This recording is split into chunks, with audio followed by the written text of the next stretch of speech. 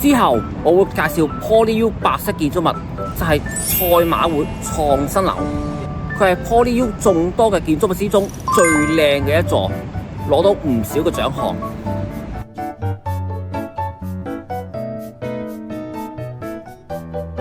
賽馬會創新樓係由已故世界級建築師 Zaha Hadid 設計，獲得英國皇家建築師學會國際卓越獎。呢個建築大略使用流線型樓板、牆身同埋斜向線條，內外都呈現動感。內部使用大量玻璃幕牆同樓層之間嘅中空空間，使學生可以透過視線睇到其他樓層嘅活動，塑造一種透明、無界限嘅學習環境。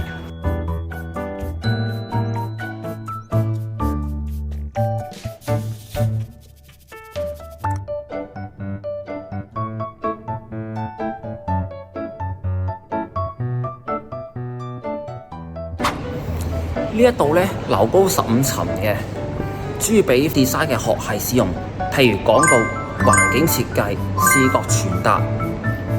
理工大學設計系嘅學生，除咗喺書本上嘅知識之外，同時候要提交唔少 design 有關嘅作品，表現突出嘅同學有機會喺出邊走廊向公眾展出。我都欣賞佢哋製作作品非常有心思，過程之中絕對唔容易同埋複雜。好多作品呢最快幾日完成，而難度高嘅作品呢可能1個月甚至幾個月。不過由於我中學年代高年級嘅選修科並唔係視覺藝術科，因此認為藝術嘅嘢識條鐵咩？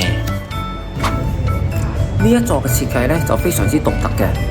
不規則嘅幾何圖案咧可以提升大學嘅活力同埋創造力，視覺上非常迷人同埋吸引。入邊有幾條長長嘅樓梯，享受藝術嘅氣氛同視覺嘅空間。